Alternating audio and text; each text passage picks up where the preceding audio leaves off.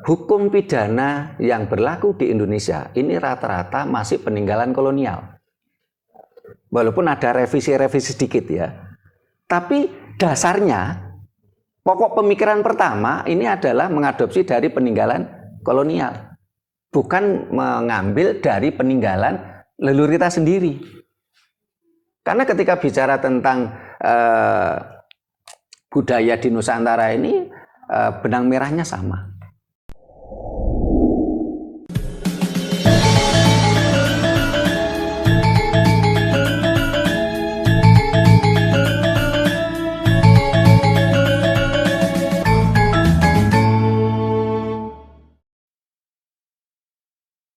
Rahayu. Rahayu. Para pemirsa Raket Prasojo TV channel yang kami hormati, selamat berjumpa kembali dalam kegiatan Yayasan Raket Prasojo, Lembaga Pengkajian, Pelestarian, dan Pengembangan Budaya Nusantara. Nah, para pemirsa, kita saat ini di Padepokan Ki Semar, di daerah Kebobang, Gunung Kawi. Nah, di Padepokan Ki Semar ini kebetulan ada anak-anak mahasiswa dari Fakultas Hukum Universitas Brawijaya Malang sedang melaksanakan KKN. Ini kita dari Yayasan Raket Prasojo diundang oleh sesepuh Padepokan Ki Semar untuk memberikan sebuah kegiatan di sini tentang kondotakon atau sarasian terkait dengan hukum, karena mahasiswanya mahasiswa dari Fakultas Hukum.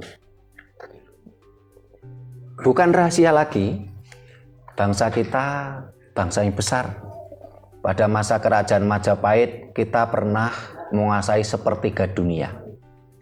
Wilayah Majapahit jauh lebih luas daripada wilayah Indonesia. Bahkan secara pribadi, saya pernah menjadi litbang FSKN, Forum Silaturahmi Keraton Nusantara. Di sana ada 143 kerajaan ex Majapahit, sampai Kamboja, Thailand, Filipina, Malaysia. Ya, mereka mengakui keturunan Majapahit. Sepertiga dunia kita kuasai. Sebagai bangsa yang besar tentunya lengkap dengan segala perangkat kerja sebuah kerajaan, termasuk tentang masalah hukum. Bahkan kata pidana dan perdata yang sampai detik ini masih dipakai, ini adalah bahasa Jawa kuno. Tentunya kan hal menarik kalau kita nanti jadikan tema sarasian. Nah, sebelum kita mulai, ini akan dibuka dengan tembang yang akan dibawakan oleh Pak Sumiran. Silakan Pak Sumiran. Mas Andri, monggo ditintingi. Nah, ini Mas Andri ini dalang muda yang berbakat. Asmorondono, silakan Pak Sumiran. Ya. Ana tulise yang widi yen wong sabar lan rimo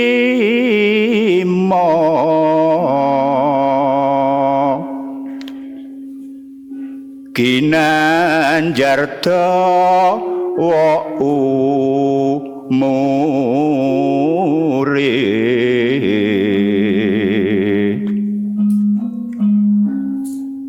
sugih kadang pamong mitra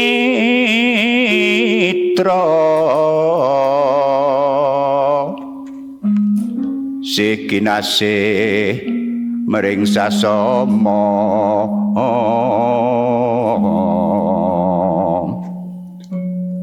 yen lagi wong lara iku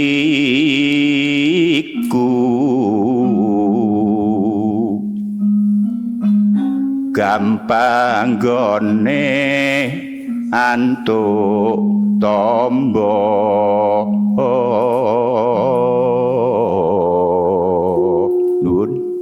Matur nuwun Pak Sumiran, tembangipun Asmorondono satu podo, setunggal podo.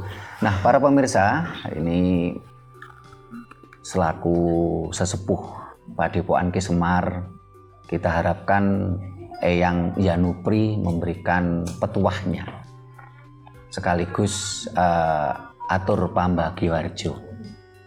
Monggo Eyang Yanupri, kasuwun paring menapa menawa saran nasihat kagem kita sami. Monggo Eyang. Om Swastiastu. Om Swastiastu. Namo Buddhaya. Namo Buddhaya. Selamat malam, selamat sejahtera. Semoga damai di hati, damai di bumi. Assalamualaikum warahmatullahi wabarakatuh. Waalaikumsalam. Rahayu. Rahayu. Malam ini kita sarasehan ya tentang budaya Nusantara. Adik-adik mahasiswa di sini sebagai generasi milenium saat ini berada di garda depan untuk mengarahkan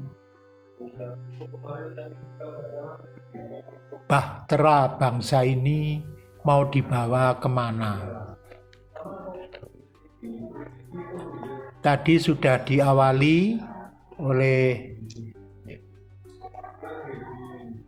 Bapak KR.A.T. Sutrimo selaku Ketua Umum Yayasan Rakat Prasojo Malang bahwa nenek moyang kita ini bangsa yang besar. Sekarang kita sepertinya begitu silau dengan bangsa lain. Sampai-sampai di salah satu perusahaan rokok di Indonesia itu membuat reklamenya ini sindiran. Rumput di halaman tetangga nampak lebih hijau daripada di halaman sendiri. Betul kan? Ada reklame seperti itu. Mari kita mawas diri.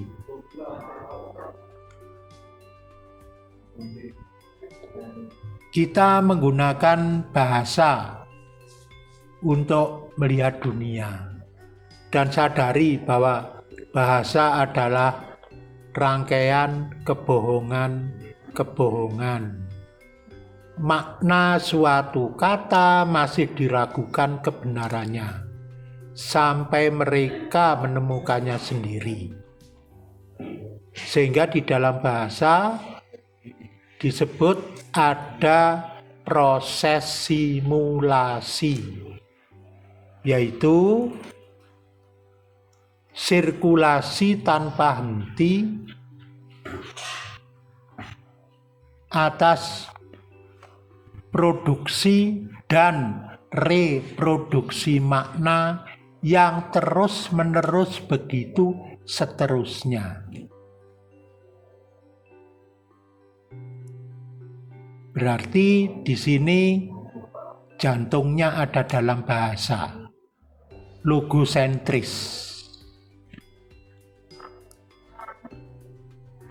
Ini yang saya baca dari eksponen angkatan postmodernisme di Eropa sana. Kita bukan negara industri, jadi kita tidak mengenal itu modern itu bagaimana. Malah sekarang begitu membanjir di sini gerakan postmodernisme. Intinya apa? Gerakan itu menggugat kemapanan kehidupan modern. Ternyata kehidupan modern yang kita lulukan ternyata memberi efek, yaitu keterasingan. Mari kita sadari hal ini. Karena konteksnya ada dalam bahasa, ya kita secara hukum ini juga bermain-main dengan bahasa.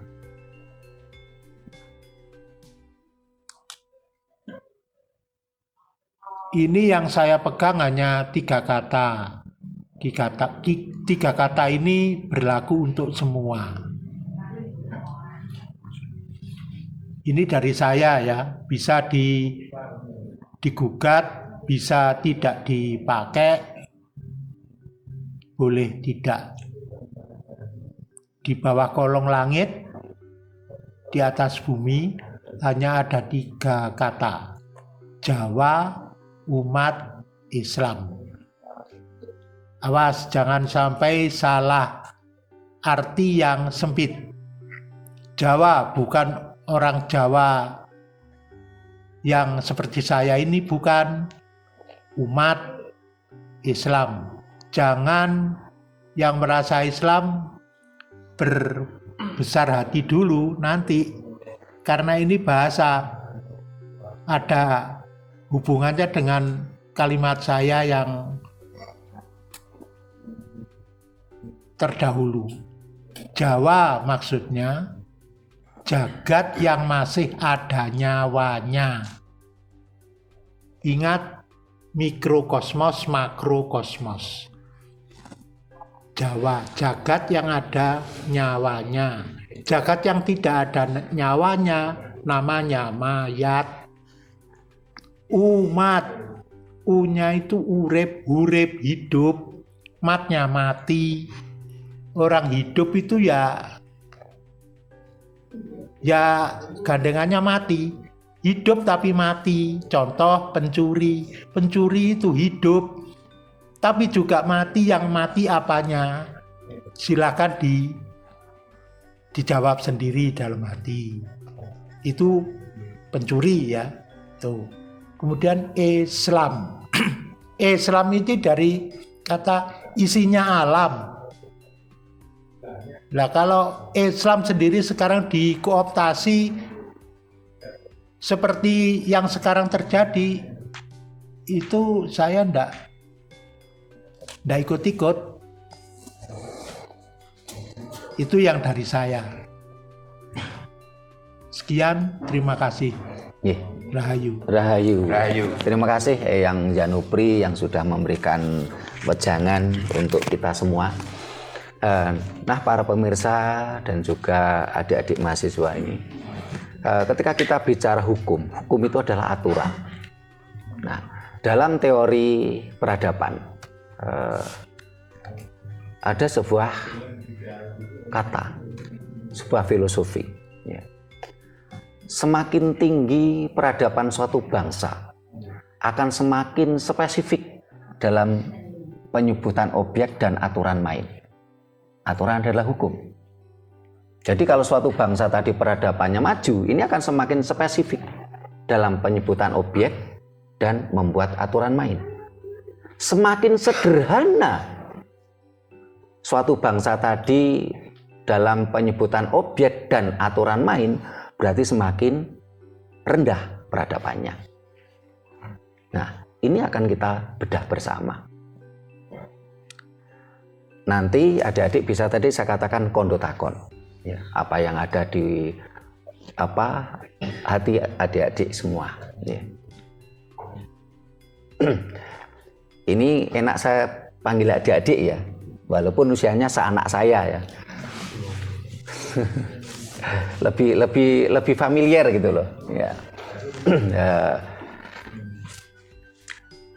Sedikit saya ceritakan tentang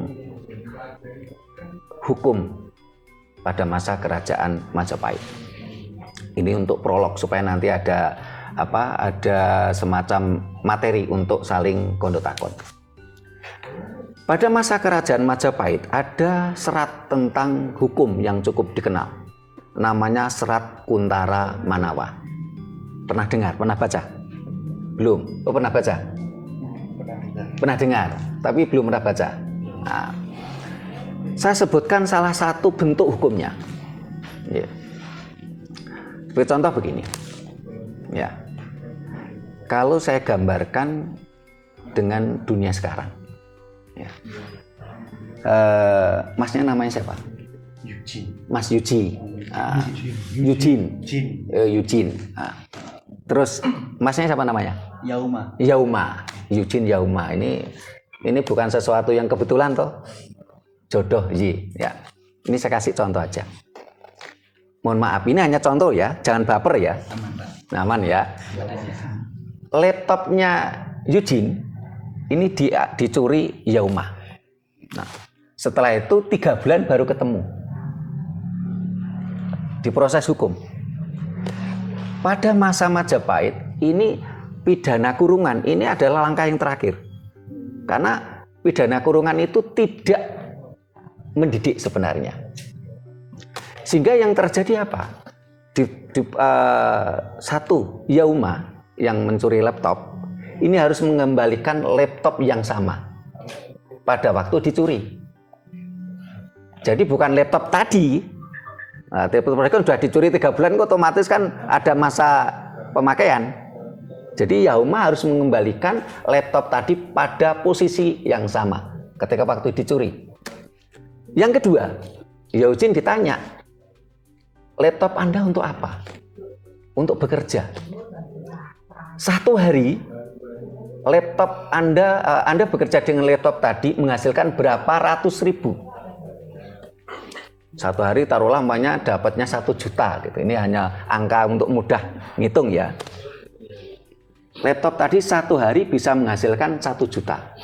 Berarti selama 3 bulan kurang lebih 90 hari laptop tadi menghasilkan 90 juta. Yauma harus mengembalikan laptop tadi sesuai awal dia ngambil dan manfaatnya. Plus 90 juta. Undang-undang ini ketika kita diskusikan kemarin sama beberapa ahli hukum, ini bahkan melebihi dari undang-undang perampasan aset yang saat ini viral. Karena ketika laptop Eugene diambil Yauma tadi selama 3 bulan nggak bisa bekerja. Ini kan kerugian. Coba dibayangkan, ternyata hukum Majapahit sudah sedetil itu. Pertanyaannya, kalau umpamanya Yauma tidak mampu membayar 90 juta plus mengembalikan laptop sesuai awal dia ambil, juga bukan pidana kurungan, tetapi adalah kerja sosial. Kerja sosial untuk mengembalikan tadi. Dan ini adalah lebih mendidik gitu loh. Karena ternyata ketika bicara kurungan pidana ini kalau kita kaji nggak mendidik, malah memberatkan keuangan negara. Saya pernah akrab dengan Kapolwil Malang waktu zamannya masih ada Kapolwil. Sekarang kan nggak ada Kapolwil. Beliau cerita ke saya, namanya Pak Musiwaloyo, waktu itu Kombes. Bahkan banyak terjadi para pencuri ketika keluar dari penjara dia bingung makan. Akhirnya apa? Dia nyuri lagi.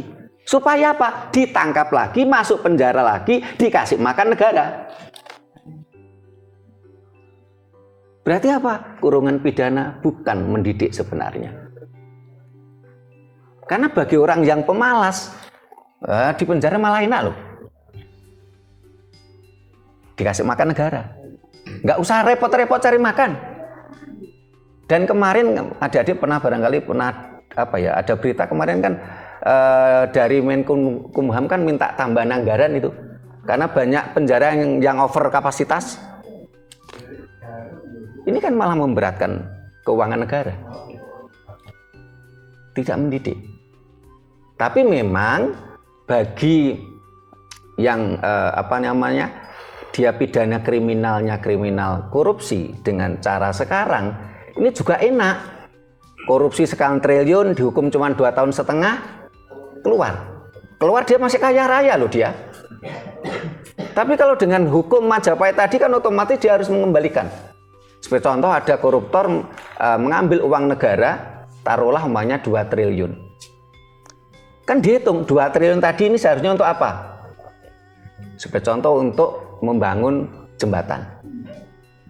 Nah, ketika jembatan tadi dibangun, dipakai mobilitas masyarakat, manfaatnya berapa ratus juta setiap hari mobilitas masyarakat tadi. Loh, kalau dengan cara ini orang mau korupsi itu mikirnya 1000 kali loh. Coba renungkan adik-adik yang mahasiswa hukum ini. Dengan cara ini kita bisa mengembalikan kejayaan Majapahit dengan lebih mendidik gitu loh. Ini prolog saya. Nah, supaya berkembang sarasianya, saya minta adik-adik juga kondo takon. Nah, siapa dulu yang mulai ini? Dari sebelah kanan atau sebelah kiri? Nah, silakan. Sebutkan nama. Ya. Nah, silakan. Oke, Rahayu, selamat malam, teman-teman dan juga Bapak. Yeah. Perkenalkan, nama saya Rifki. Ya. Saya mungkin ingin menanggapi terkait tentang pidana tadi, Pak. Yeah.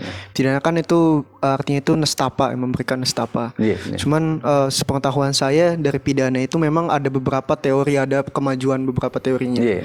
Yang awal klasik banget itu emang tujuan dari pidana adalah untuk memberikan nestapa tanpa adanya rehabilitasi. Yeah. Dan itu emang sudah diberlakukan dari zaman dahulu, dari zaman Belanda kolonial sampai yang kita pakai sekarang gitu.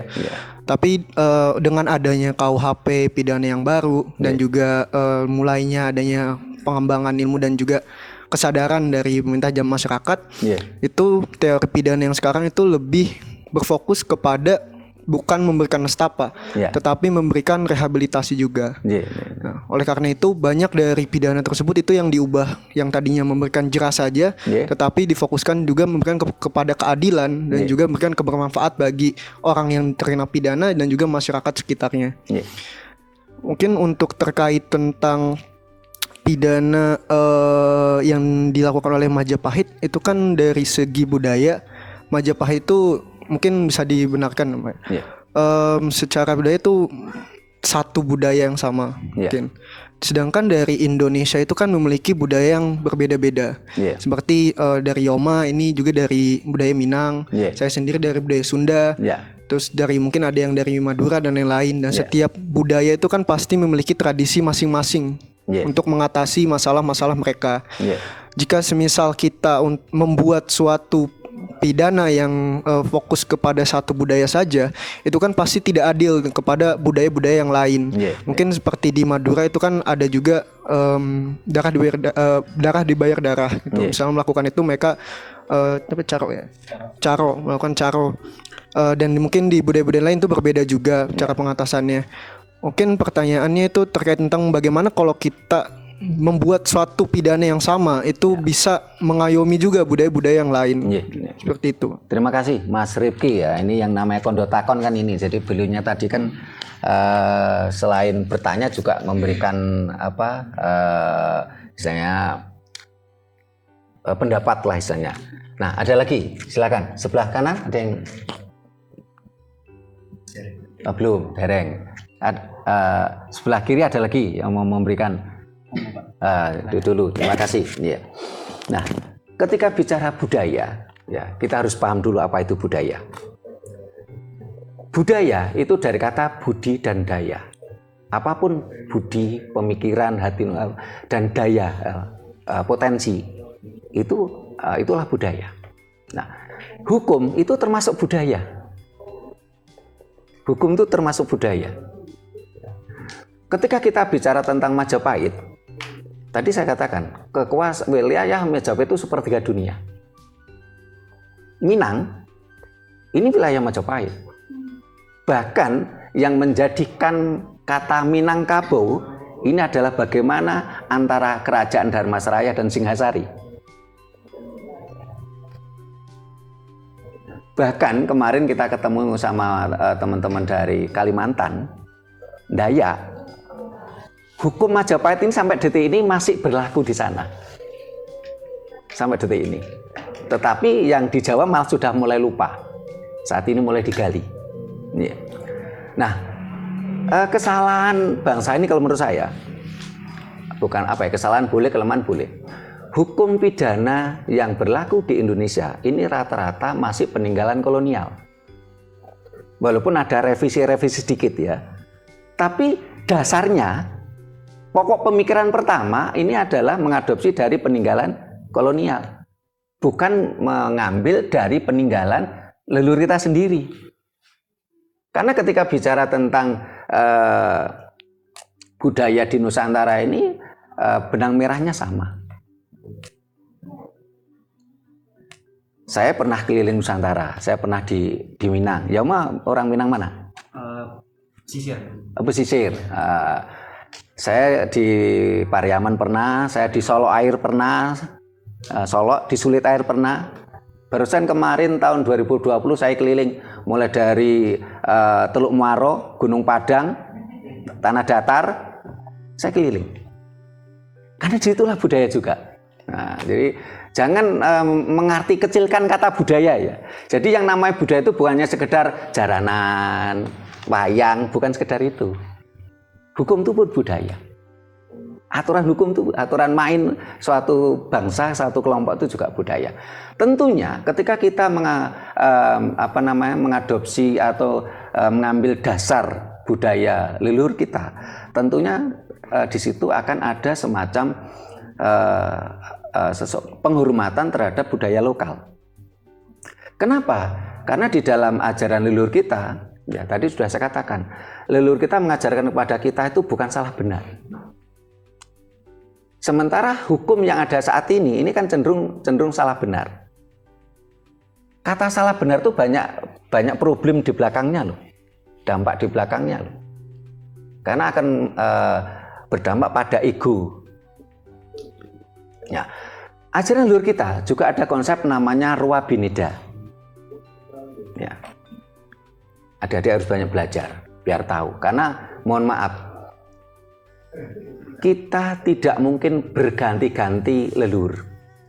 Kenapa? Karena leluhur itu adalah orang tua kita. Kita ada di dunia karena orang tua kita. Orang tua kita ada karena orang tuanya, itulah leluhur. Sehingga dalam bahasa Melayu, ya, leluhur itu kan bahasa Jawa ya. Dalam bahasa Melayu itu kan tuan dan Tuhan. Tuan adalah bentuk personal. Tuan Yauma, Tuan Ripki. Tuhan dalam bentuk jamak. Barangkali adik-adik tidak pernah belajar. Kata Tuhan itu sebenarnya dari bahasa Melayu. Dari kata tuan. Tuan dalam bentuk personal. Persorangan ya. Tuan Yauma, Tuan Ripki, Tuan Yucin ya. Kalau Tuhan itu bentuk jamak. Itu adalah bentuk penghormatan terhadap leluhur, asal muasal kehidupan kita. Sesuatu yang sederhana tapi masuk akal. Nah, kembali tadi yang saya katakan Ruwa Bineda. Apa yang dimaksud dengan Ruwa Bineda? Ruwa Bineda adalah sesuatu yang berbeda belum tentu salah. Disitulah yang dimaksud dengan mengakomodasi tentang hukum lokal. Saat ini penggunaan hukum lokal yang masih diakui itu di Bali, Dayak masih diakui. Di Jawa ini beberapa daerah masih diakui. Sebagai contoh gini, saya pernah di daerah Gedangan, Malang Selatan. Pernah ada yang ke Malang Selatan ini? Di Gedangan? Nah, belum pernah. Nah, waktu itu ada pencuri ketangkap, ya, sampai diproses oleh polsek setempat. Tetapi oleh masyarakat setempat diminta hukum adat. Polisi mau tidak mau mengalah. Apa hukum adatnya waktu itu? Masyarakat menginginkan pencuri tadi membelikan batu untuk batu pasir ya, ngecor jalan. Ini hukum adat loh. Dan hukum lokal. Nah, selama ini kan local wisdom seringkali kita lupakan. Padahal itu adalah fondasi sebuah bangsa. Jadi dengan penggunaan tadi saya katakan, jadi hukum pada masa Majapahit bukan berarti sesuatu yang kaku. Ini kan namanya kajian. Jadi, tetapi dasar dari hukum tadi ini bisa digunakan dalam masyarakat secara umum, ya, lebih mendidik. Sehingga kita juga bersyukur kalau tadi Mas Riping mengatakan kalau KUHP sekarang sudah mulai ada pembenahan. Kalau dulu hanya membuat rasa jera, Mas ya. Sekarang sudah mulai semacam rehabilitasi, ya. Ya itu kita cukup bersyukur. Tapi di sisi lain kan kita juga harus prihatin tadi. Karena dasar hukum di Indonesia masih banyak dari peninggalan kolonial. Bangsa ini belum berani merombak hukum yang berlaku untuk dikembalikan kepada hukum peninggalan leluhur kita sendiri.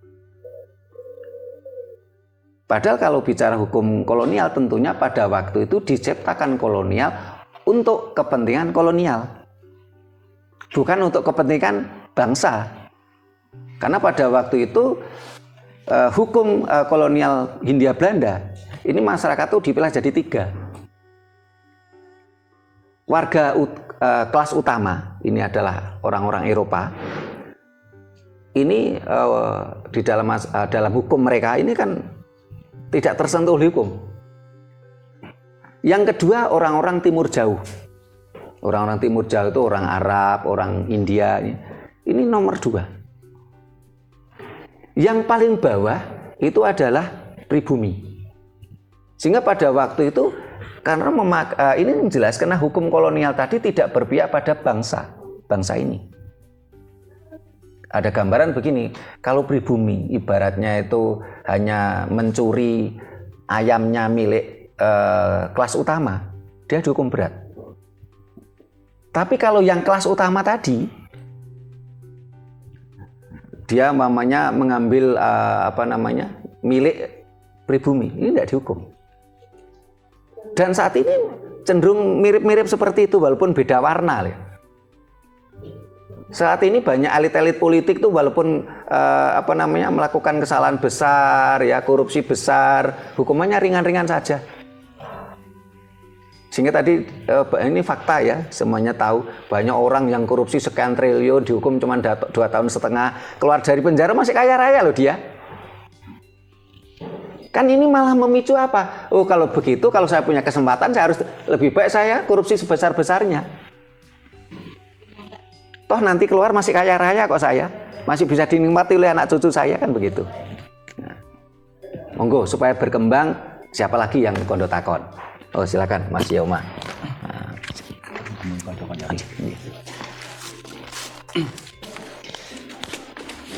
Baik, sebelumnya selamat malam, selamat malam teman-teman dan juga Bapak selaku bahasanya apa ya, mungkin pemantik lah dalam pemantik ini. Ya, ini tidak ada narasumber di sini. Ya.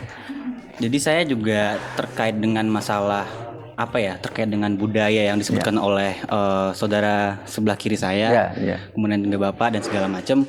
Saya pernah membaca gitu sebenarnya ini mungkin suatu problematika bangsa kita negara Indonesia gitu. Negara Indonesia itu proses menjadi sebuah negara itu prematur. Dalam artian kalau misalnya kita berkaca pada daerah Eropa gitu. Mereka memang berasal dari suatu kerajaan besar yang bernama Romawi. Dan Romawi itu peradabannya itu sudah ada sejak dulu sekali gitu. Bahkan mungkin kebanyakan hukum-hukum yang dianut di bagian Eropa itu salah satunya yang pasti juga menganut hukum-hukum Romawi gitu. Sedangkan di Indonesia itu kerajaannya, dinamika perkembangan kerajaannya itu bertingkat gitu. Dari sebelumnya mungkin kerajaan Kutai sampai dengan kerajaan terbaru dan segala macam yang saya kurang tahu soal sejarah Indonesia gitu. Tapi intinya ketika kolonial itu masuk ke Indonesia itu masih berbentuk Nusantara yang ada banyak kerajaan-kerajaan pada saat itu yang memiliki kultur ataupun kebudayaannya masing-masing gitu. Mungkin dari daerah Sumatera itu beda dengan daerah Jawa dan segala macam gitu. Kemudian problematika ini yang saya sebutkan tadi di Minang misalnya gitu. Mereka memiliki suatu sistem hukum yang berbeda dengan Jawa dan Majapahit dan segala macam dan seterusnya. Kemudian setelah kolonial ini pergi di Indonesia, kita berhasil mengusirnya. Muncul suatu problem bahwa kita ini masyarakat yang heterogen. Gitu. Kita tidak berasal dari satu nenek moyang yang kita samakan kayak di Eropa. Gitu. Saya samakan, saya komparasikan. Tapi kita berbeda satu sama lainnya. Gitu. Kemudian bangsa-bangsa yang berbeda ini tuh dipaksakan untuk bersatu dalam satu negara yang sama, yaitu Indonesia tadi.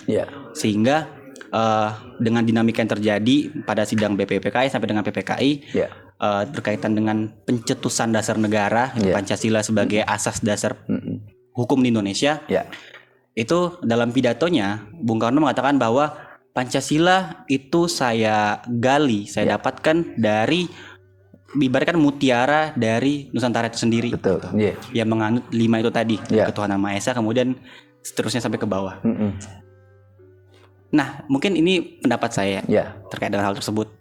Mungkin problem ini muncul karena belum ada suatu sumber yang pakem untuk memahami Pancasila ini tuh apa gitu. Kita nggak tahu. Karena bentuknya sangat abstrak ya. Mulai dari sila pertama, kedua, ketiga itu ya udah ngejelasin soal nilai-nilai tertentu saja. Tidak menjelaskan tataran lebih praktisnya kayak gimana gitu. Mungkin ini yang kemudian bisa menjadi suatu PR bagi kita bangsa Indonesia, terutama mahasiswa-mahasiswa untuk kemudian mungkin tidak berkaca pada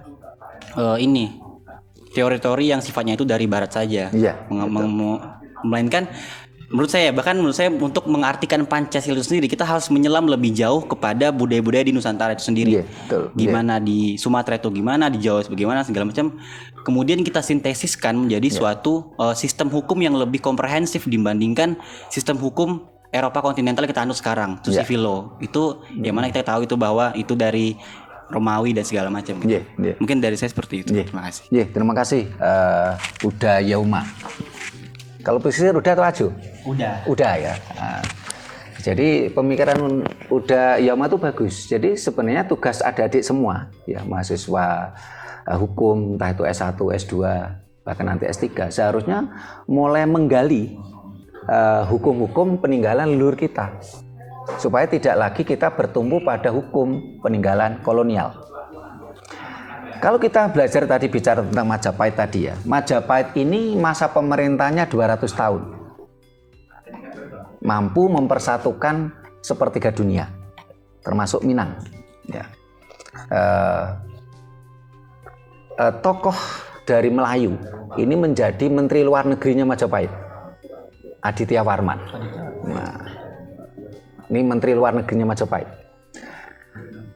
Mampu pemerintahan bertahan 200 tahun. Ini bukan sesuatu yang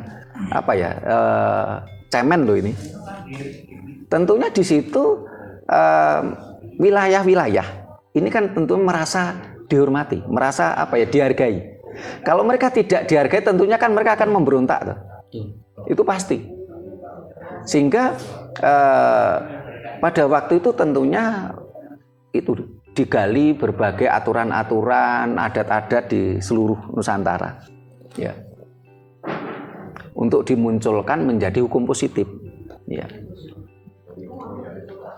Ingat saat ini aja Indonesia baru berapa tahun Mas Yoma? Uda Yama? 77 tahun. 77 tahun aja saat ini. Kemarin kita Timur lepas. Aceh bergolak. Papua bergolak. Kalau kita bicara dari sisi budaya, saya pernah ke Timur udah. Ya. Pada waktu itu pemerintah kita ini memaksakan kehendak di Timur. Ya. Ini sistem pemerintahan di sana yang waktu itu ini disamakan dengan di Jawa. Sehingga akhirnya para tokoh-tokoh adat itu berontak. Seharusnya bagaimana? Seharusnya minimal itu seperti Bali. Pernah ke Bali? Nah, di Bali itu sistem pemerintahan ada 2. Ada Banjar dan Perbekel. Nah, pada waktu di Timur Timur, ini semuanya adat itu dihapus. Diganti dengan konsep pemerintahan di Jawa. Jadi ada lurah, camat, ya. Akhirnya Timur Timur bergejolak. Sampai akhirnya lepas. Nah, tentunya apa yang disampaikan Udaya Uma ini kan tantangan untuk adik-adik semua. Yang Minang gali budaya Minang. Sebagai contoh ada kata-kata Minang yang sampai detik ini saya masih teringat, yaitu apa?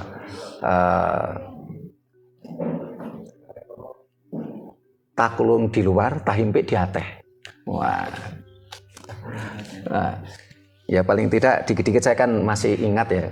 Dulu walaupun saya memang itu salah satu bukti saya memang pernah ke sana gitu loh. Bukan bohong gitu loh. Ya. Ini kan juga hukum itu. Itu aturan. Jadi yang disebut dengan hukum itu aturan kan bukan berarti hanya sekedar mohon maaf seperti di bangku kuliah, terus di pengadilan. Tapi hal-hal semacam ini kan termasuk hukum adat. Ini aturan. Nah, coba digali. Kalau di Melayu itu ada istilah apa? Saya sedikit lupa. Karena saya meninggalkan daerah Minang, Melayu itu terakhir 92. Kalau kemarin 2020 itu hanya sekedar perjalanan lawatan saja karena saya ada tugas waktu itu.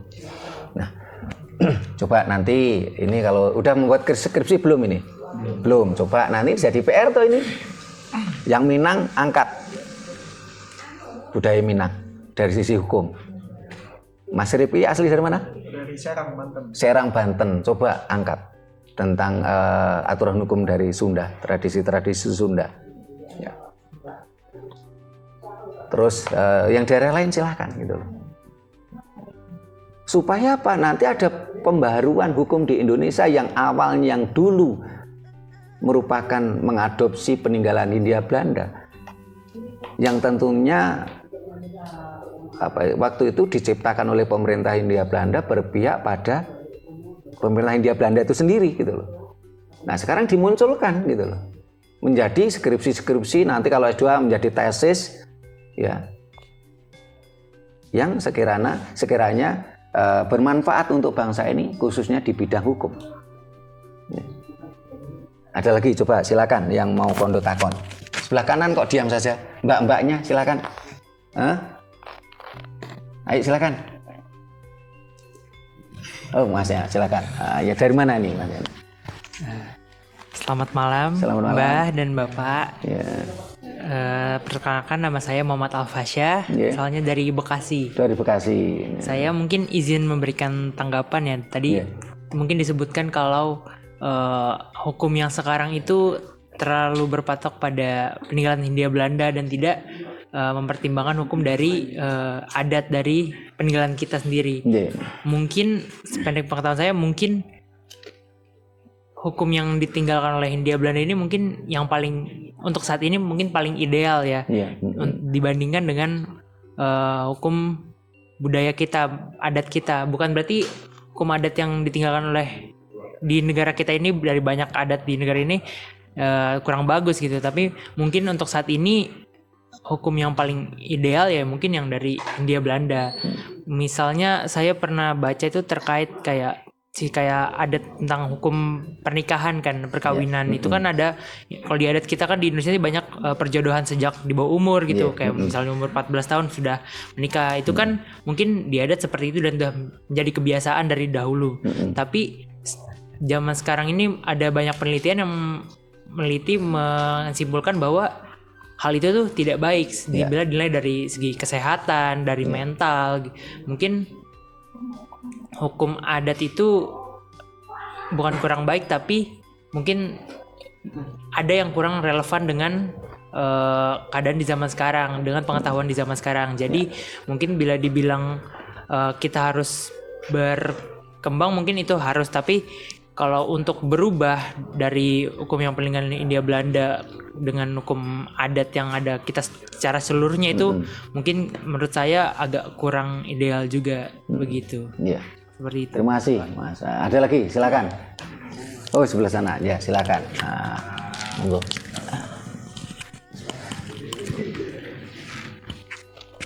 Ya, assalamualaikum, selamat malam semuanya. Ya. Perkenalkan, nama saya Neri dari Makassar. Dari Makassar. Mungkin saya ingin menggabungkan semua pendapat tadi. Ya.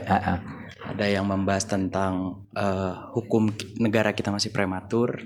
Ada yang membahas hukum yang adat yang lalu itu tidak sesuai dengan zaman sekarang. Lalu ada juga yang membahas tentang kalau budaya hukum dari Majapahit itu diambil, lantas bagaimana dengan budaya yang lain? Ya. Nah, pertanyaan saya itu satu, Pak. Butuh berapa lama negara kita untuk transisi dari hukum yang ada sekarang ke hukum mungkin yang bisa disesuaikan dengan zaman, tetapi kiblatnya ke hukum Majapahit? Ya. Karena dulu itu alasan kenapa kita mengambil hukum dari zaman Hindia Belanda, karena ditakutkan ada kekosongan hukum pada saat negara Indonesia berdiri. Itu tertuang di aturan peralihan Undang-Undang Dasar. Untuk sebagai contoh, untuk membuat hukum kita sendiri aja dalam kamar pidana, itu membutuhkan waktu dari tahun 45, itu baru disahkan di 2023 kemarin, Pak. Dan itu pun isinya tidak berubah terlalu banyak dari hukum yang ada di zaman Hindia Belanda.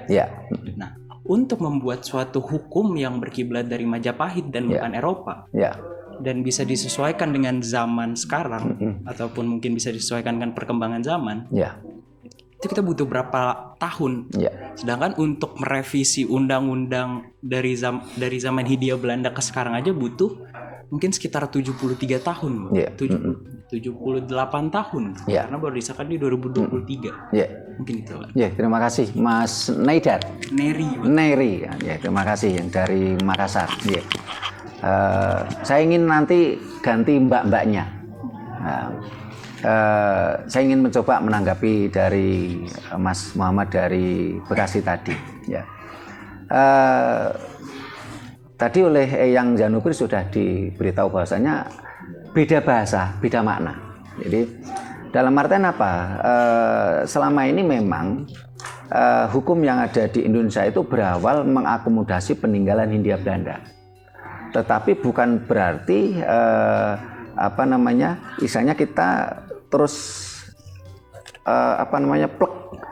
plek bahasa pleknya bahasa Indonesia ini. Jadi copy paste dari bukan berarti kopas ya dari hukum Hindia Belanda.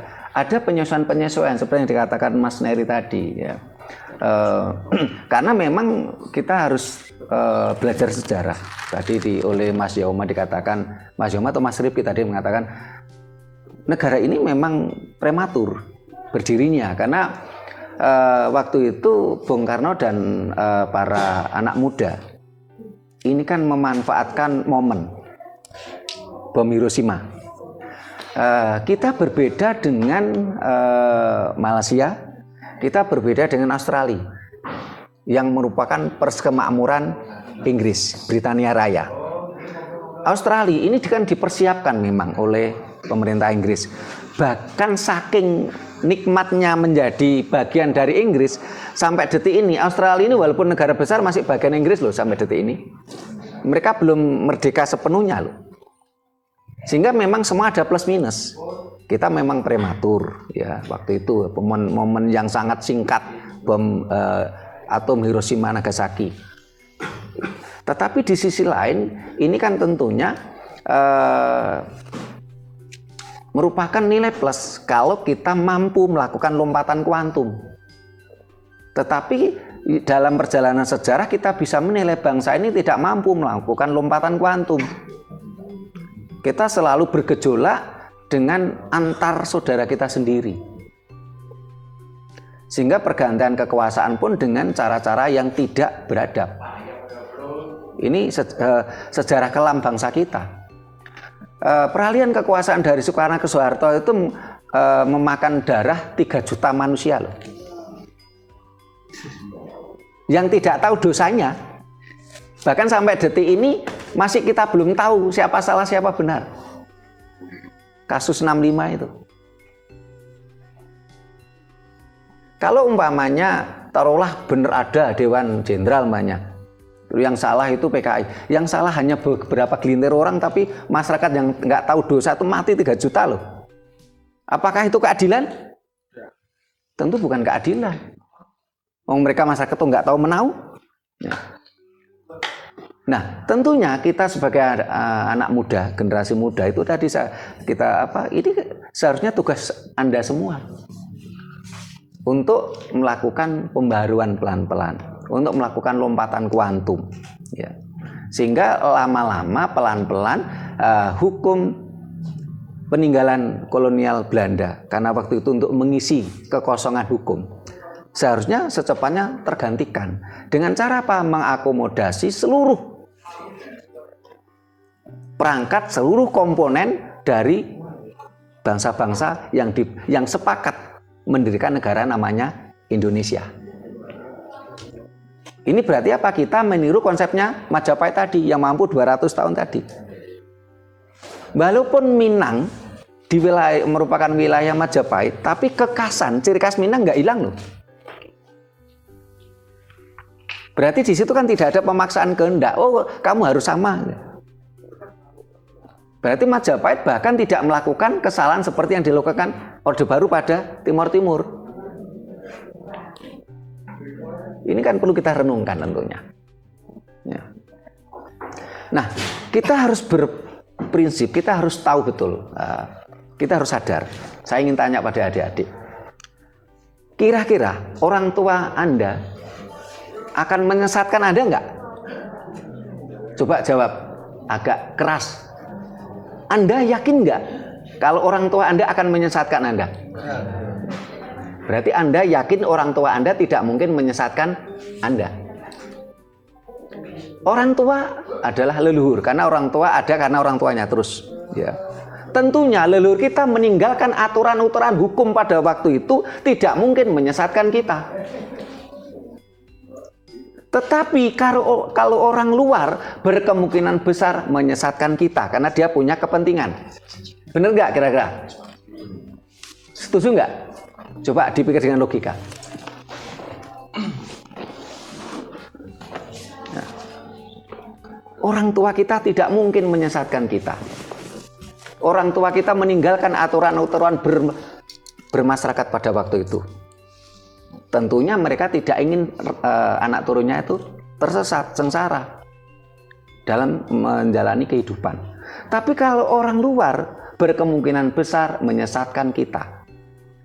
Sehingga seharusnya pemerintahan yang prematur tadi, negara yang prematur tadi, secepatnya melakukan lompatan kuantum. Jadi hukum kolonial itu hanya sementara seharusnya. Kenapa kok sampai berlarut-larut sampai detik ini? Tentunya ini kan menjadi keprihatinan kita, tentunya tidak hanya sekedar prihatin, kita butuh bukti nyata, kita butuh kerja nyata. Karena selama ini mohon maaf, mudah-mudahan adik-adik mahasiswa ini tidak seperti teman-teman saya dulu. Karena waktu saya dulu kuliah itu S1, S2 gitu ya. Ya enggak semua sih, ada teman-teman saya itu kalau membuat skripsi atau tesis, ini kopas. Bahkan kadang-kadang dandaki bayar sekian juta. Dan kebanyakan mereka mengambil skripsi itu yang kuantitatif. Tidak berani mengambil kualitatif. Bahkan kadang-kadang dosennya pun mengarahkan mahasiswanya untuk mengambil kuantitatif. Karena cukup tekan tombol laptop kita. Bukan dengan ide-ide kecerdasan kita. Ya. Jadi mohon maaf, adik-adik belum menggarap skripsi, saya sudah kok. Adik-adik belum mengambil tesis, saya sudah kok. Sehingga saya bisa cerita gitu loh. Ya tidak semua, tapi kalau mahasiswa berkonsep seperti itu kan mau dibawa kemana bangsa ini? Jadi kita harus sadar. orang tua kita, leluhur kita tidak mungkin menyesatkan kita. Mereka meninggalkan aturan-aturan hukum pada waktu itu. Tapi orang luar berkemungkinan besar menyesatkan kita. Nah, coba siapa lagi yang mau kondotakon? Oh, Mas Ripi lagi. Ya, mbaknya saya ingin nanti mbaknya setelah Mas Ripi lah. Ya. Yeah. Selamat malam, Bapak dan teman-teman. Rahayu. Rahayu. Jadi mungkin saya ingin menanggapi terkait tentang yang dibilang oleh kawan Yauma, kawan Fasya dan juga kawan Neri terkait tentang perpindahan kekuasaan. Kalau di dalam proklamasi itu kan proklamasi kita itu pada tanggal 17 Agustus. Tetapi sebenarnya Indonesia itu baru ada pada tanggal 18 Agustus. Betul. Alasannya kenapa? Karena Undang-Undang Dasar dan Pancasila itu sendiri baru ada pada tanggal 18 Agustus. Kita proklamasi tanggal 17 Agustus itu belum ada peraturan yang dibuat sendiri oleh negara Indonesia. Yang berlaku itu adalah hukum Belanda kolonial waktu itu. Dan memang pada tanggal 18 Agustus itu pun dalam Undang-Undang Dasar menyatakan bahwa peraturan yang berlaku itu adalah peraturan kolonial Belanda atau peraturan-peraturan yang berlaku sebelumnya. Dan ini alasannya karena yang seperti dibilang oleh kawan Yauma, kalau memang Indonesia itu munculnya prematur. Soekarno sendiri pun memikirkan kalau misalnya kita lebih baik merdeka terlebih dahulu, lalu memikirkan nasib bangsa dengan kemampuan kita sendiri, dengan niat kita sendiri, bukan menunggu kita pintar dulu baru kita membuat bangsa. Ya mungkin dengan keadaan sewaktu itu adalah hal yang paling ideal untuk dilakukan. Karena dari paksaan di beberapa sisi, dari pemuda juga meminta dan lain-lain, itu memang sangat ideal untuk melakukan proklamasi. Dan memang setelah adanya Undang-Undang Dasar itu pun kita membuat undang-undang yang baru yang mungkin lebih condong kepada adat dan juga agama yang berlaku di Indonesia. Mungkin salah satunya itu Undang-Undang Pokok Agraria tentang tanah. Itu juga kan mengakui adanya hak ulayat masyarakat adat. Kalau semisal masyarakat adat itu memiliki tanah masing-masing dan juga kepemilikan masing-masing para individu terhadap tanah. Dan itu baru ada 15 tahun setelah adanya Undang-Undang Dasar.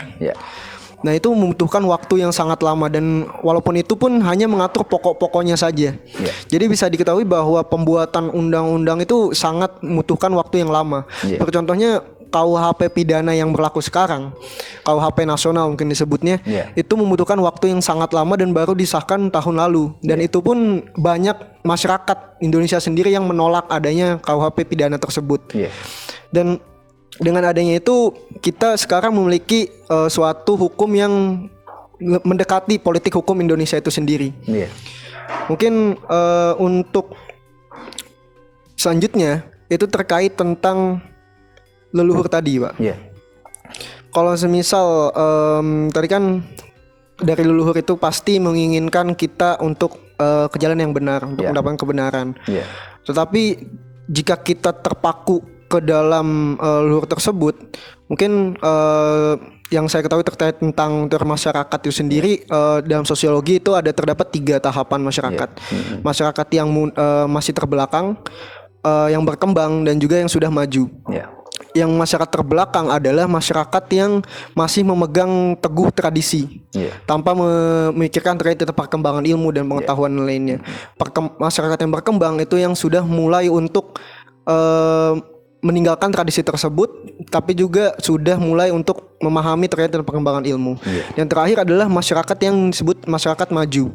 Itu adalah masyarakat yang sudah meninggalkan tradisi tersebut dan lebih fokus kepada perkembangan ilmu. Semisal kita sekarang hidup di dunia yang sudah masuki tahap globalisasi. Dengan adanya globalisasi ini kan muncul era baru masyarakat yang tadinya sebelumnya kita mungkin lebih terisolasi dari satu sama lain. Sekarang kita lebih mudah untuk mendapatkan kabar dari mungkin mama saya tinggal di Banten, saya tinggal di Malang, itu tinggal WhatsApp saya 1 detik, mama saya sudah tahu kabar saya. Dan itu membuat interaksi kita satu sama lain itu lebih lama, lebih cepat gitu. Dan yang membuat saya bertanya, jika kita terlalu terpaku kepada leluhur tersebut, apakah itu akan membuat kita stagnan dalam sebagai masyarakat dan tidak membuat kita maju dan beradaptasi dengan kemajuan perkembangan ilmu gitu. Terima kasih Mas Rifki, mbaknya itu. Selamat malam, salam Rahayu. Rahayu. Nama saya Heren Puja, bisa panggil Heren. Jadi tadi kan terkait Majapahit ya, yang mana fokusnya itu pada pemulihan untuk menjadi seperti semula. Misalkan berfokus pada kebermanfaatannya, misalkan pencurian, dihitung bagaimana kerugian ketika barang itu tidak digunakan, seperti itu. Sebenarnya menurut saya itu sangat menarik ya Pak, karena bagaimana hukum adat itu bekerja tanpa kebanyakan hukum adat itu kan tanpa tertulis ya Pak, tanpa tertulis, tapi mereka tuh bekerja dengan sangat baik. Masyarakat pada takut terhadap hal tersebut, dan sebenarnya di KUHP nasional itu juga mengatur bahwa terkait keberlakuan hukum yang hidup dalam masyarakat, atau bisa bilang hukum adat. Nah, hukum adat juga di sini akan berada sepanjang masyarakat adatnya itu masih hidup, masih tinggal, dan juga peninggalan-peninggalannya masih ada. Nah, terkait hukum adat sendiri berfokus pada pemulihan kan ya Pak. Nah, KUHP pidana yang peninggalan kolonial Belanda itu kan hadir sebagai upaya dalam menangani masyarakat yang akhirnya itu udah tidak ada budayanya gitu Pak. Karena saya sendiri juga kan dari Karawang ya Pak. Itu sudah hukum adatnya udah tidak. Karawang. Pernah naik bekerja. Gunung Sanggabuana belum? Belum. Nah, berarti duluan saya udah naik ke sana. Iya. Jadi sebenarnya hukum adat itu menarik banget Pak. Apakah sebenarnya hukum adat itu bisa digunakan kembali dengan tertulis gitu Pak, sebagai Indonesia yang lebih maju gitu. Ketika dia tidak tertulis, itu kan melanggar asas legalitas ya Kak, ya Pak sebenarnya. Tapi sebenarnya dalam pasal 2 saya lupa pasal berapa, tapi itu mengatur keberlakuan masyarakat hukum adat gitu. Nah, kalau misalkan masyarakat hukum pidana adat gitu, pidana ya khususnya, itu diatur dalam pidana adat yang memang masih ada, itu diatur dan tertulis gitu. Seperti Papua itu kan ada yang tertulis ya Pak, pidana adatnya. Itu kan lebih bisa dijalankan seperti itu. Apakah sebenarnya lebih baik kayak gitu Pak? Atau pidana orang-orang dari pidana yang hidup pidana adat itu tidak berkenan gitu, atau bagaimana? Sebenarnya untuk menjadi tertulis itu lebih langkah yang lebih baik gitu Pak. Dengan pidana adat yang mana kita tahu bahwa pidana adat itu kan ditakuti, dijalankan, dan memang lebih efektif. Santai aja, monggo. Dan juga lebih bisa menerapkan konsep restoratif justice seperti itu. Terima kasih Mbak. Siapa tadi? Mbak Heren. Mbak Heren. Pernah ke hutan Kuta Tandingan? Belum. Wah, ini orang Karawang belum ke sana ya, kurang lengkap ya. Rumahan. Oh, rumahan. Baguslah perempuan rumahan ya. Mbak sambil guyon Mbak ya. Mbaknya lagi yang lain? Nah, silakan Mbak itu.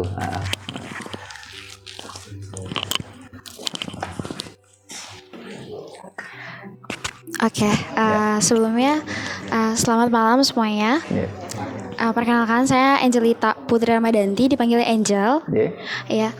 Sebenarnya kalau misalkan daripada diskusi tadi yang disampaikan kan Pak, itu terkait dengan hukum Majapahit sebagai budaya dan juga hukum kolonial yang dimana dianut ataupun diadopsi hingga saat ini. Meskipun ada perkembangan yaitu dengan lahirnya KUHP baru tersebut.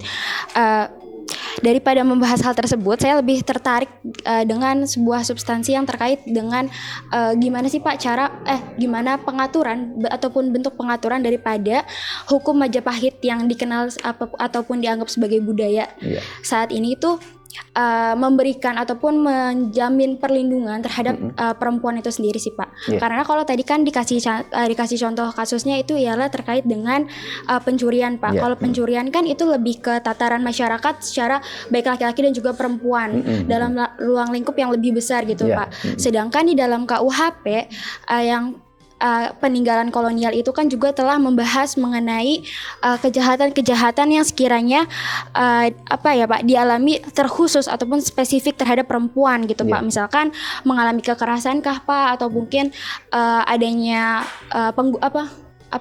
menggugurkan janin segala macam, itu kan lebih relevan terhadap dengan perempuan. Saya lebih tertarik ataupun penasaran bagaimana hukum daripada Majapahit tersebut itu mengatur perlindungan hal-hal yang seperti itu. Karena tadi saya juga sempat baca-baca Pak, kenapa sih Indonesia nggak menerapkan hukum Majapahit dan malah lebih memilih untuk menerapkan asas konkordansi dengan menggunakan hukum kolonial tadi, yaitu salah satunya ialah relevan daripada perkembangan Pak. Kalau kayak gitu kan saya jadi penasaran Pak, apakah sekiranya di masa terdahulu itu belum mengakomodir kebutuhan ataupun kepentingan daripada pihak perempuan seperti itu Pak. Terima kasih Mbak, siapa nih? Angel Pak. Angel dari? Jakarta. Oh Jakarta, ya terima kasih Mbak Angel. Baik. Dari Mas Rifki tadi, mungkin mau ditutup. Apakah kalau kita memakai tradisi ini kita menjadi tidak maju kan, intinya kan begitu. Budaya itu dinamis Mas, tentunya budaya itu dinamis, jadi tidak akan kaku. Kita harus, apalagi kalau dalam ajaran leluhur kita, leluhur Nusantara, ini yang jadi pedoman itu kan serateles. Serateles itu alam semesta. Berarti apa? Terus alam semesta kan terus berkembang, otomatis selalu up to date, tidak ada yang ketinggalan. Kalau kadangkala itu kita menganggap itu kuno, hanya kadangkala karena otak kita yang belum mampu menjangkau. Sehingga saya jadi teringat kata-kata Einstein. Ketika rasio manusia tidak mampu menjangkau, manusia akan cenderung mengatakan irasional. Tetapi ketika manusia tadi mampu menjangkau, orang akan mengatakan itu rasional. Contoh, banyak sarjana Eropa ini menjustis budaya leluhur kita itu dinamis,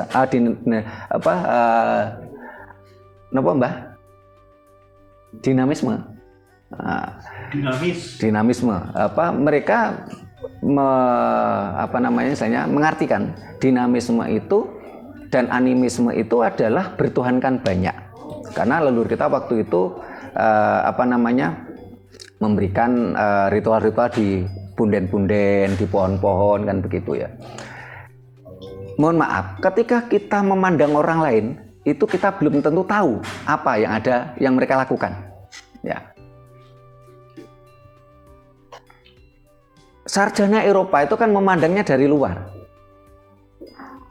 tanpa diketahui dalamnya. Tetapi akhir-akhir ini ilmuwan malah mengaku itu sebuah kebenaran. Ketika leluhur kita mensinergikan energi mikrokosmos, makrokosmos dari berbagai potensi alam, ya. Dulu mereka cemooh, oh ini dinamisme, ini masyarakat primitif kan gitu ya. Ternyata sekarang malah diakui karena semua alam semesta ini memiliki energi. Sekarang malah diakui saat ini malah. Berarti apa? Ketika sarjana Eropa tadi mendiskreditkan leluhur kita dengan kata-kata itu, karena rasio mereka waktu itu belum mampu menjangkau. Ya. Kan kita saat ini kan akhirnya terbukti malah teori itu lebih kebenarannya muncul. Gitu. Sehingga jangan takut kalau kita mempelajari peninggalan-peninggalan leluhur itu kita menjadi primitif, menjadi terbelakang. Bisa jadi satu, kita belum up to date karena kita berdasarkan alam semesta secara teles. Yang kedua, bisa jadi otak kita yang belum mampu menjangkau. Ya. Sehingga saya sepakat yang di depan tadi. Tugas Anda semua, anak-anak muda, pelajari ya, hukum, aturan yang berasal dari daerah masing-masing. Buat skripsi yang kualitatif, jangan kuantitatif. Apakah kuantitatif itu jadi jelek? Tidak. Tapi untuk mengasah kecerdasan otak Anda kan Anda butuh kualitatif. Siap nggak untuk berproses? Sehingga ini menjadi renungan kita bersama. Terus dan juga mamanya tadi seperti Mbak Angel ya. Majapahit pada waktu itu, ini juga terungkap Mbak Erin. Mbak Erin tadi ya. Majapahit ini 200 tahun masa pemerintahan. Ini bukan masa yang sedikit. Dan pada waktu itu Majapahit mampu menerapkan masyarakatnya. Ini digambarkan dalam Serat Negara Kertagama. Serat itu buku ya. Negara Kertagama, negara yang semuanya menjalankan aturan. Kerta itu makmur, kerta itu berjalan sesuai dengan gama itu aturan. Karena pada masa Majapahit ini, ketika bicara hukum itu dengan kesadaran. Jadi konsep Majapahit itu kalau saya pelajari, ini cenderung meminimalisir perintah, larangan, iming-iming, amang-amang. Amang-amang itu ancaman. Karena lebih ditingkatkan tentang kesadaran. Karena ketika orang dengan kesadaran penuh, dia akan menjalankan sesuatu yang menjadi kesepakatan aturan bersama, itu dengan kesadaran. Sementara saat ini, dengan konsep hukum yang ada, ini kan lebih cenderung karena takut ancaman. Contoh, orang pakai motor, pakai helm, karena takut ditilang polisi. Bukan karena kesadaran itu kita butuhkan. Ini yang kelemahan kita, tidak mampu memunculkan jiwa kesadaran. Sementara Majapahit sudah loh, selama 200 tahun masa pemerintahan. Bagaimana tentang perlindungan perempuan? Wow, Majapahit lebih hebat. Kenapa? Karena pada waktu Majapahit muncul beberapa raja perempuan. Bahkan raja yang terkenal yang menjadi pondasi berikutnya ini adalah perempuan, Tribhuwana Tunggadewi. Tribhuwana Tunggadewi mampu menciptakan salah satunya adalah meriam Cetbeng yang kekuatannya 5 kali dari meriam Portugis. Mampu memimpin negara dengan negara Kertagama dengan kesadaran. Sementara mohon maaf, setelah kondisi kita saat ini, malah banyak perempuan-perempuan yang istilahnya tidak terakomodasi kepentingannya. Contoh aja, ini terlepas dari plus minus loh ya. Menjelang kenaikan Bu Megawati, pro kontra sangat luar biasa pada waktu itu. Berarti apa? Penghargaan kepada wanita kan kurang. Padahal kita semua tidak mungkin ada di dunia kalau bukan karena perempuan. Ada enggak yang di sini lahir tanpa perempuan? Enggak ada. Loh, Majapahit malah lebih jeli loh malahan. Tetapi tentunya kita sebagai generasi penerus untuk terus menggali. Artefak banyak, tapi memang belum detail yang bisa digali. Ini tugas kita sebagai anak muda gitu loh. Nah, sementara saya kira cukup di sini dulu, karena waktunya udah habis. Karena tadi rencanakan jam 7, adik-adik sendiri yang jam karet. Dan ingin saya garis bawahi bahwasanya kata Jawa ini bukan sukuisme. Jawa itu value, Jawa itu nilai. Bahkan kalau Anda pakai HP, pakai laptop, di situ ada kata Java.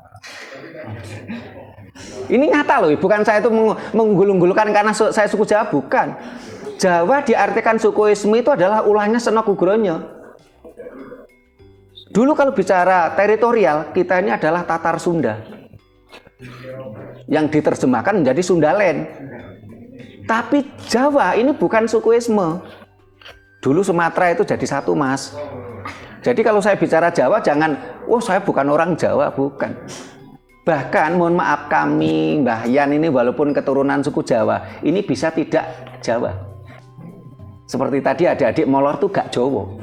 Karena orang Jawa itu disiplin.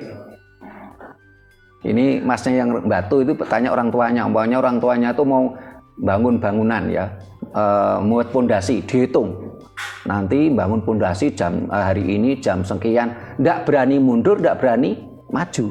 Orang Jawa itu disiplin. Kalau adik-adik ini belum disiplin, belum Jawa. Jawa itu value, sehingga barangkali adik-adik pernah dengar di masyarakat, oh wong Cina ki kok Jawa banget. Karena Jawa itu nilai, bukan sukuisme, bukan teritorial. Sehingga kita kembalikan nilai-nilai Jawa. Bukan mengembalikan suku Jawa ya. Jadi, kita cukupkan sampai di sini dulu.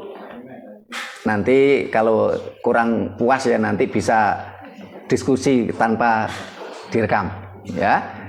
Saya cukupkan sampai dulu di sini dulu. Bila mana ada kata-kata kami yang kurang berkenan, tata krama kami yang kurang memadai, kami mohon maaf. Terima kasih. Sampai jumpa di kegiatan kita lainnya. Rahayu. Rahayu.